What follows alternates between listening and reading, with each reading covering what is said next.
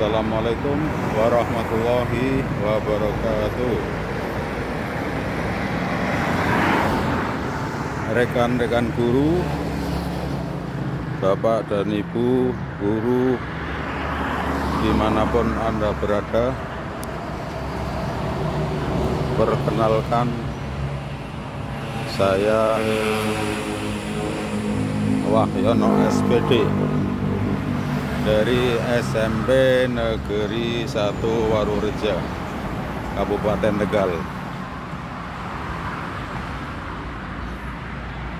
Saat ini saya membuat video dalam rangka berpartisipasi dari program PMM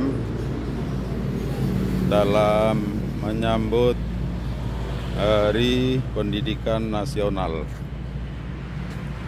Programnya disebut Wakuncar. Waktunya untuk bercerita.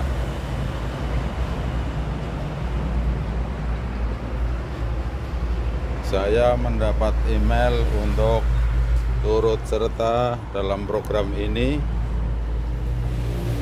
karena saya dianggap telah aktif dalam menggunakan PMM. Semoga cerita ini bisa menginspirasi Bapak Ibu semua. Namun demikian, sebelumnya saya ingin bercerita tentang PMM, bahwa PMM adalah aplikasi seperti media sosial yang lain seperti YouTube, Facebook, Twitter, TikTok, dan lain-lain, yang semuanya bisa dijalankan dengan menggunakan HP atau laptop atau komputer, dan membutuhkan daya listrik untuk menghidupkannya. Dan untuk mengakses aplikasi tersebut memerlukan jaringan internet. Yang pertama, sebelum saya berbicara lebih lanjut, saya ingin menyampaikan rasa empati saya, rasa iba, rasa haru kepada Bapak Ibu yang secara terpaksa tidak bisa menggunakan PMM karena alasan belum tersedianya jaringan listrik ataupun jaringan internet. Sebab ada yang bercerita melalui beberapa komentar di video yang saya dengar, ada Bapak Ibu yang mengalami bahwa di daerahnya, terutama di daerah tertinggal atau di daerah perbatasan, mengalami kesulitan karena belum ada listrik misalnya, atau belum ada jaringan internet, terpaksa tidak bisa menggunakan aplikasi PMM. Saya hanya bisa berdoa semoga masalah ini bisa terselesaikan. Semoga cepat tersedia jaringan listrik dan jaringan internet yang sangat dibutuhkan untuk mengoperasikan semua aplikasi baik PMM maupun medsos yang lain.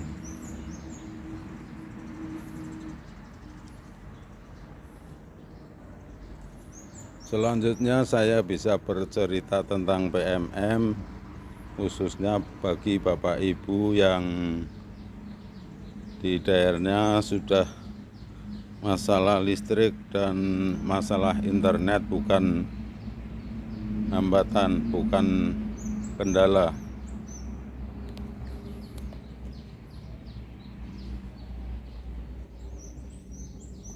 Saya akan bercerita apa adanya. Saya bukan tim PMM, saya hanya guru biasa. Saya hanya ingin menceritakan apa yang saya alami, bahwa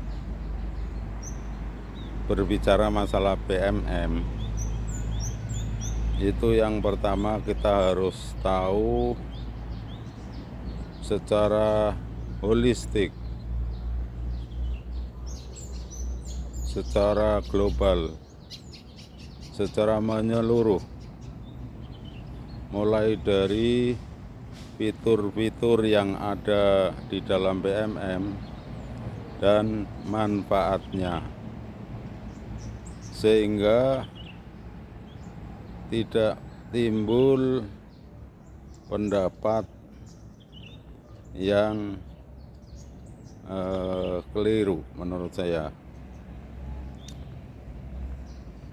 Sebab berbagai pihak ada kesan yang berbeda mengenai PMM. Saya ingin bicara tentang pihak yang mengatakan bahwa PMM adalah beban bagi mereka. Mereka harus menggunakan banyak waktu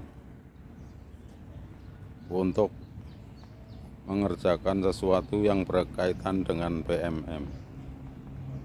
Sebagai guru, kadang meninggalkan siswa, meninggalkan tugas mengajar demi PMM. Itu menurut saya adalah pendapat yang keliru, perlu diluruskan. Sebab PMM adalah aplikasi yang disediakan oleh pemerintah, oleh Kementerian Kemendikbudristek untuk semua para pendidik, guru, kepala sekolah, pengawas, maupun pihak-pihak lain yang berkaitan dengan kependidikan yang bisa dimanfaatkan sebagai sumber belajar, sebagai teman kita untuk tumbuh dan berkembang, terutama bagi guru.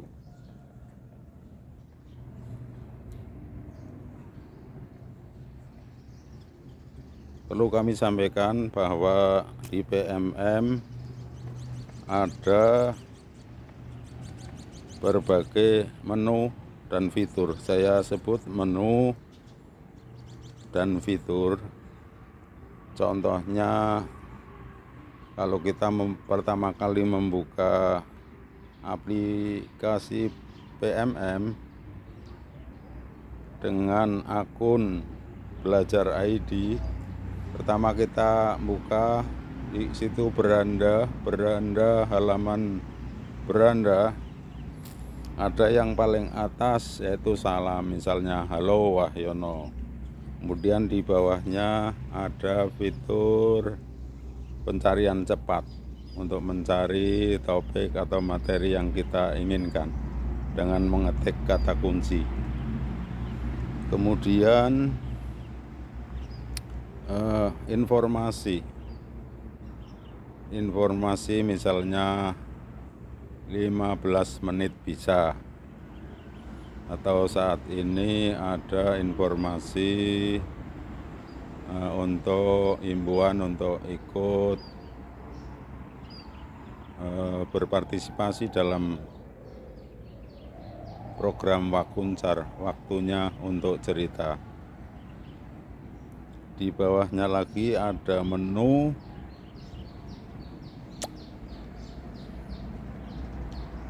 pengembangan diri. Di situ terdiri dari berbagai fitur, misalnya fitur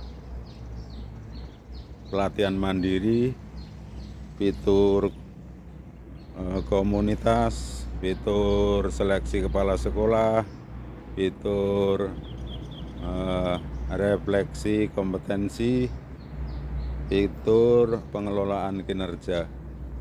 Kemudian ada menu mengajar yang terdiri dari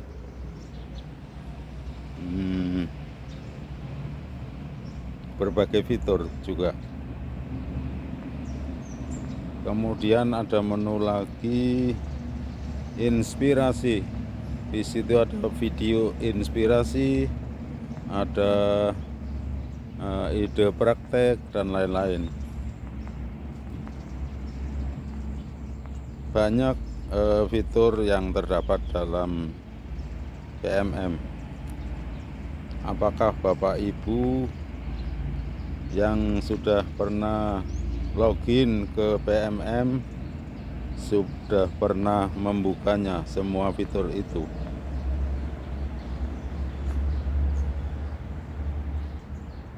Coba dibuka untuk mengetahui manfaatnya. Saya meskipun hanya secara tidak detail pernah membuka seluruh fitur yang ada di PMM.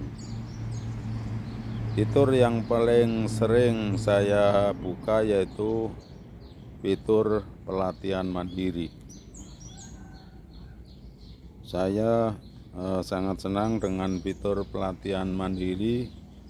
Di situ saya bisa belajar berbagai topik. Topiknya sudah banyak sekali Bapak Ibu. Sampai saat ini topik di pelatihan mandiri itu sudah ada 56 kalau tidak salah. Dan saya sudah menyelesaikan sebagian besar. Dan saya sudah mendapatkan 21 sertifikat sampai saat ini. Bukan sombong, bukan pamer, sekedar berbagi inspirasi. Terutama yang ditekankan dari pihak penyelenggara program Wakuncar, waktunya untuk bercerita, yaitu fitur 15 menit bisa. Memang bisa Bapak Ibu guru. Di situ disediakan agenda belajar untuk kita. Dalam 1 bulan, misalnya ada 4 minggu, maka kita bisa menyelesaikan atau membaca atau menonton video. Minggu pertama 1 topik, minggu kedua 1 topik, minggu ketiga dan seterusnya. Dalam 1 minggu 1 topik kita sediakan waktu 15 menit misalnya. Tujuannya apa? Supaya kita tidak bosan, tidak berlama-lama duduk di depan laptop atau komputer atau di depan HP untuk menyelesaikan tugas di PMM. Kita hanya menyediakan waktu 15 menit untuk menyerap ilmu atau hal-hal baru yang sebelumnya kita belum ketahui. Dan saya merasa itu sangat bermanfaat bagi saya.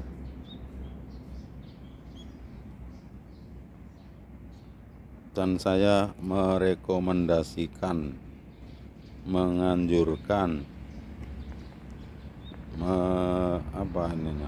menyarankan, yang menterengnya merekomendasikan Bapak Ibu guru untuk memanfaatkan aplikasi PMM ini dengan baik, dengan optimal, untuk mengembangkan potensi kita yang muaranya adalah perbaikan kualitas pembelajaran.